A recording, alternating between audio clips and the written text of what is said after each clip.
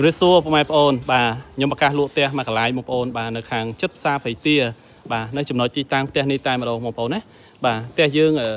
បាទ10ម៉ែត្របងប្អូនណាបាទ4ម៉ែត្រ2គុណនឹង10ហើយបើសាច់ដី12កន្លះបែរមុខទៅជើងហើយយើងនៅលើផ្លូវរត់6ម៉ែត្រផ្លូវអត់ទាល់ទេបងប្អូនបាទផ្លូវនេះយើងចេញទៅខាងផ្សារព្រៃទាវិញបាន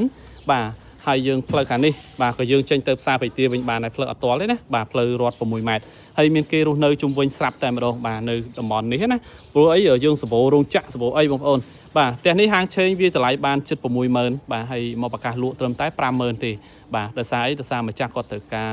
លុយប្រើប្រាស់គាត់យកលុយដោះបំណុលណាចាំបងប្អូនអាចមើលខាងក្នុងជាមួយខ្ញុំទាំងអស់គ្នាបាទផ្ទះនេះគឺយើងមានឡាវទឿមានបន្ទប់គេង2បាទបន្ទប់ទឹក3បាទផ្ទះគាត់ស្អាតហើយគាត់ដាក់ជួលបាទនេះបងប្អូនណាផ្ទះគាត់ស្អាតថ្មីបងប្អូន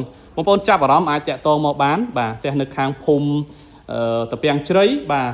សង្កាត់ការកាបខណ្ឌពោធិ៍សែនជ័យរាជធានីភ្នំពេញយើងនៅជិតនឹងផ្សារព្រៃទាបងប្អូនមកពីផ្សារព្រៃទាប្រហែលជា400-500ម៉ែត្រនៅខាងក្រៅគឺយើងសល់ប្រហែលជាកន្លះម៉ែត្រអាចហាលអាវបានមានបន្ទប់ទឹកមានកន្លែងចង្ក្រានបាយហើយនេះចដាឡើងទៅបន្ទប់គេង2មានឡាវទឿណាបងប្អូនបើសិនជា